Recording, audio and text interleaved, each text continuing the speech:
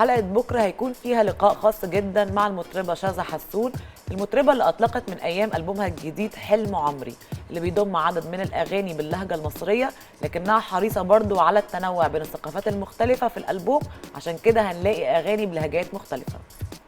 شاذة حسون بتجمع بين الجنسيتين العراقية والمغربية، هو والدها عراقي ووالدتها مغربية، وده بيعني إنها بتجمع بين ثقافتين كبار جدا، وقدرت إنها تحقق شهرة كبيرة بعد فوزها بلقب ستار أكاديمي في نسخته الرابعة.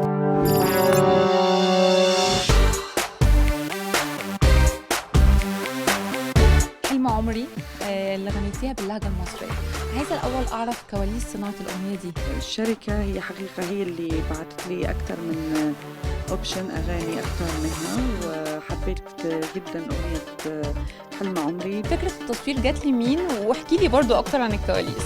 قلت حاجه جديده يعني انا كمان ما عملهاش، لانه الكليبات كلها صارت زي بعض. نقدر نقول الفتره الجايه نسمع اغاني كتير باللهجه المصريه. ايوه نسمع الفتره الجايه اغاني اكتر باللهجه المصريه. في حد قلتي انا كان نفسي اتعامل مع الملحن ده؟ اكيد الله يرحمه عبد الوهاب.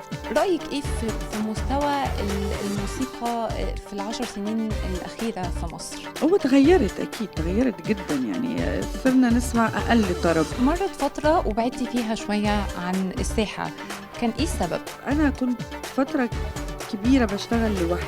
يعني ده أثر على شعبيتك؟ طبعا مش على شعبيتي، الناس بتعرفني يعني في جميع الأحوال، بس يعني فين شذا؟ راحت شذا، عرفتي؟ نقدر نقول مين المطرب أو المطربة الأول دلوقتي في العراق؟ اليوم ما عندناش كتير فنانات كتير عشان أقول أنا أولى، يعني هو كلهم 3 4. المنافسة بين المطربين شايفاها إزاي؟ الواحد أهم حاجة يركز على نفسه، هو أنت لما بتركز على نفسك حتدي أكتر. في موقف معين شاذة فاكراه لحد دلوقتي؟ مش عايزة الأمور دي تأثر أبداً في شغلي. لو طلب منك تشاركي في لجنة تحكيم في إحدى البرامج تشاركي؟ أنا شاركت في العراق في برنامج محلي. مين أكتر حد حسيتي إن فيه كيمياء بينك وبينه؟ صعب جداً تشتغلي مع حد ما فيش كيمياء، بالأخص ملحن. ما فكرتيش أبداً تلحني لنفسك؟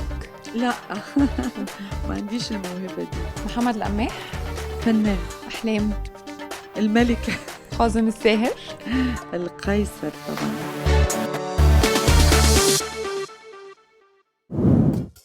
شكرا لمتابعتكم حلقتنا النهارده، تابعونا كمان على هاشتاج اتس شو تايم اللي ظهر دلوقتي على الشاشه على فيسبوك وتويتر وانستجرام عشان تقدروا تشوفوا اجزاء من البرنامج. ولو حابين تشوفوا حلقاتنا كامله هتلاقوها موجوده على منصه واتشت. اشترك في باقات واتشت الشهريه بتبدا من 14 جنيه و99 قرش، وباقات سنويه تبدا من 150 جنيه.